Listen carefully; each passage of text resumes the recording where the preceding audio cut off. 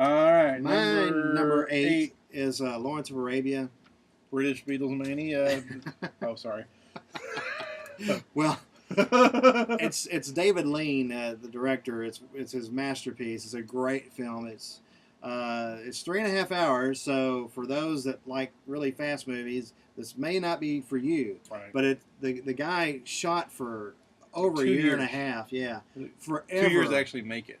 At the time, he had the record for most actual footage shot, Right. until Michael Cimino beat it for Heaven's Gate. Yeah.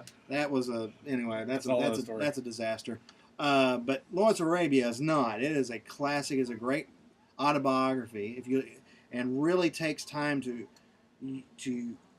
analyze and get to know its subject and follow him all the way through.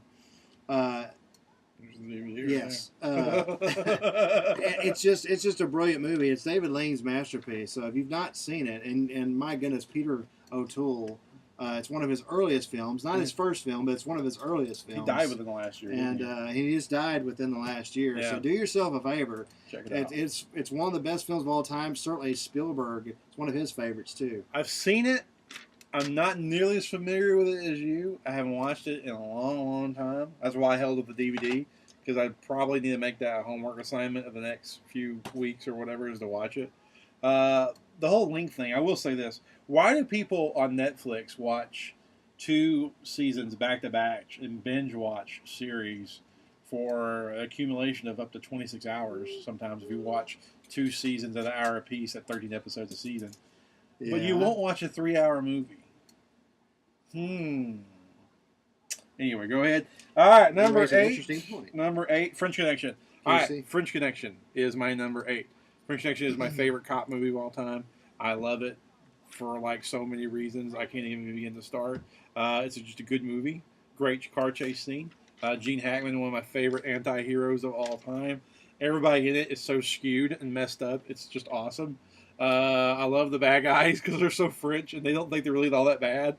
And then really, in some ways, they're not really that bad guys. They really aren't. You know, they're just drug dealers. And you take away the fact that drug dealers are not that bad guys. You know what I mean?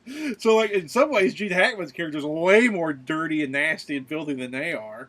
And if you watch Wounded and Thought Unchained and the Cowboy Lucky TV series, you'll see, and the Cowboy Lucky The Last Stand movie, that's like a running theme through all my stuff. It's like... You know, sometimes the heroes are like worse than the bad guys, and I just love the freaking movie, man. It's like racist and it's dirty, and you know it's drugs, and there's like, and you know you keep seeing the boots, and he's trying to score with the women, and it's just a nasty, you know, just dirty, gritty '70s movie. It's so awesome and realistic, and then top it off with like awesome car chase and just builds up. I mean, I love that movie. I don't just love that movie a little bit. I love that movie a lot. Well, just so we're clear, folks at home, he's talking about a character who is a flawed man. Okay, right? And that is what's appealing. This is not like, you know, a knight in shining armor. You know, this is or some mythic character. This is a guy who has warts.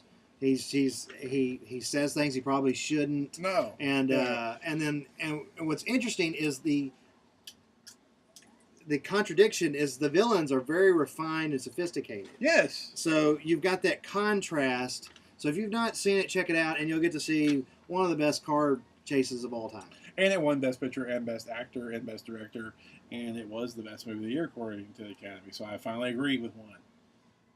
So you probably would say Clockwork Orange was better. I'd say Clockwork Orange, but you know, hey, both films are on my top 100. So. There we go.